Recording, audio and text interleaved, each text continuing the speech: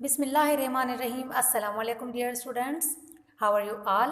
I hope you all are fine. Welcome to the science class 6th. So, dear students, open your book page number 168. In today's lecture, we are going to start the topic which is using a condenser to distill alcohol solution. तो हम क्या पढ़ेंगे? Using a condenser to distill alcohol solution. So, dear students, a more efficient way of the distillation using a condenser. तो हम पहले से reading करते हैं फिर देन इसका प्रोसेस पढ़ते हैं. Alcohol, ethanol dissolves in water to make a clear solution. To separate the two liquids, we use the fact that ethanol boils at 78 degrees Celsius and water boils at 100 degrees Celsius. The method used is called the fractional distillation. As a solution is heated, the ethanol evaporates first, and when the thermometer reads 78 degrees Celsius, ethanol vapor starts to enter the condenser. In the condenser, it cools down, condenses back into liquid ethanol, and drips into the collecting beaker. तो dear students, अब हमारे जो कुछ vapours जो है वो loss हो जाते हैं, मतलब हमारा जो अपैरेटस है वहाँ पर हमारा कुछ सॉल्वेंट जो है वो लॉस्ट हो जाता है, ज़ाया हो जाता है. इसलिए हम कहते हैं कि एक एफिशिएंट तरीका नहीं है. एफिशिएंट तरीका होता है यूजिंग अ कंडेंसर. अब कंडेंसर एक ऐसी डिवाइस है, एक ऐसी मशीन है जो स्पेसिफिकली सिर्फ उन्हीं काम के लिए इस्तेमाल की जाती है, क्योंकि एक ये मशीन है हमारा किसी भी किस्म का, ये जो है एक बंद मशीन है हमारा, किसी भी किस्म का जो सॉल्वेंट या वेपर जो है वो ज़ाया नहीं होता. Ethanol dissolves in water to make clear solution. Ethanol को डिजॉल्व किया जाता है वाटर के साथ और एक क्लियर सोल्यूशन बनाता है. इसका मतलब ethanol is insoluble in water. To separate these two liquids, we use the fact that ethanol boils at 78 degrees Celsius and water boils at 100 degrees Celsius. तो हमारा इथेनॉल जो है वो भी एक लिक्विड है और वाटर जो है वो भी एक लिक्विड है.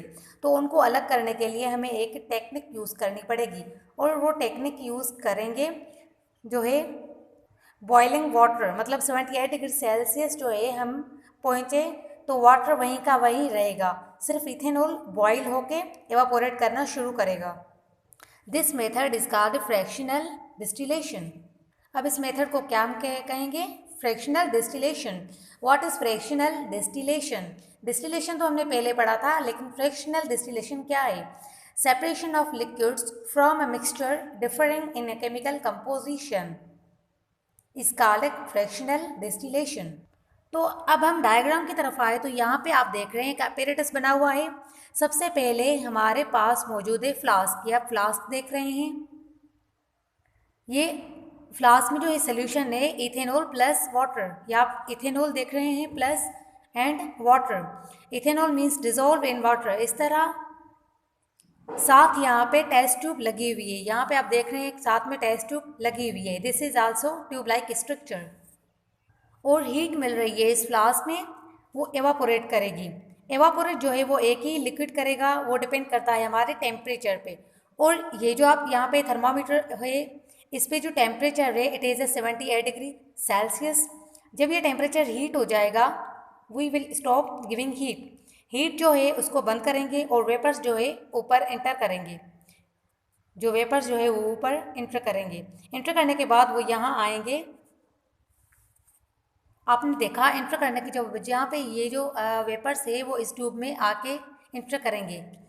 आप बीकर देख रहे हैं, इसमें जो है वो एंटर करेंगे, मगर वो वेपर स्टेट में नहीं है, वो है स्टेट लिक्विड में. जैसा कि आपके ड्रॉप्स ये इंडिकेट कर रहे हैं. अब क्या हुआ, बीच में जो वेपर्स थे वो जो स्टेट लिक्विड में कन्वर्ट हो गए. This is actually because this is of condenser. ये आप देख रहे हैं कंडेंसर, ये कंडेंसर की वजह से हुआ. तो इसे हम अब देखते हैं. When the temperature reaches 78 degree Celsius, 78 degree Celsius ethanol start to boil and evaporate. Number second, ethanol vapours enter in condenser. यहाँ पे आप कंडेंसर देख रहे हैं। Ethanol vapours enter the condenser and convert to liquid that drips into collecting beaker. यहाँ पे आप देख रहे हैं ये जो है फिर बीकर में चला गया, इसके ड्रॉप्स जो है। सम वाटर में be evaporate from the solution. Evaporate करेगा तो क्या होगा? As it rises up the fractionating column. Fractionating column यहाँ पे देख रहे हैं, वहाँ पे कुछ एवापोरेट्स हो गए। यहाँ पे आप डॉट्स देख रहे हैं, यहाँ पे कुछ जो है फ्रैक्शनल कॉलम में हो गए ड्रॉप, और कुछ जो है कंडेंसर में चले गए बीकर में। जब ये एवापोरेट करके फ्रैक्शनल कॉलम में जाएंगे तो क्या हुआ? It cool down and condense back into the water droplets. तो ये जो फ्रैक्शनल कॉलम है ये हमारे पानी को वापस लिक्विड स्टेट में कन्वर्ट करेगा, जो कि स्टीम में कन्वर्ट होकर ऊपर आया था। Water returns back to the flask. Water जो है फ्लास्क में जो है रिटर्न बैक करेगा। ये जो लिक्विड स्टेट में कन्वर्ट होगा पानी, ये वापस जो है फ्लास्क में जाके गिर जाएगा। इसका मतलब कि हमारे उस फ्रैक्शनल कॉलम में से इथेनॉल के अलावा कुछ भी पास थ्रू नहीं करेगा।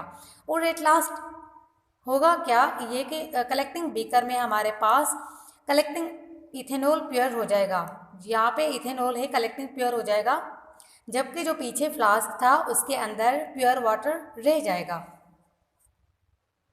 तो यहाँ पे आपने देखा इथेनॉल जो है यहाँ पे कलेक्टिंग बीकर हमारे पास जो है कलेक्टिंग इथेनॉल प्योर हो जाएगा। यहाँ पे जो है इथेनॉल कलेक्ट होगा प्योर, और यहाँ पे वापस पानी वाटर जो है पानी वापस आ गया। तो यहाँ पे हमने इथेनॉल है, यहाँ पे वाटर है। तो डियर स्टूडेंट्स, यहाँ तक आपका लेक्चर जो है कंप्लीट हुआ। इंशाल्लाह नेक्स्ट क्लास में कंटिन्यू करेंगे। आपका जो होमवर्क है वो है हम पीछे से रिवीजन करेंगे, जो है चैप्टर्स याद करेंगे, उनके क्वेश्चंस और आंसर्स। जो चैप्टर नंबर 7 है फोर्सेस एंड देयर इफेक्ट्स, उनके जो क्वेश्चन आंसर्स है वो आपको याद करके मुझे व्हाट्सएप पे वॉइस नोट पे बताने हैं। ये आप लोगों का आज का होमवर्क है। हम आगे भी ये चैप्टर जो है लास्ट वाला कंप्लीट करेंगे और पीछे से रिवीजन भी करेंगे, जो है चैप्टर्स को याद करेंगे। ओके डियर स्टूडेंट्स, अपना बहुत सारा ख्याल रखिएगा। अल्लाह हाफिज़।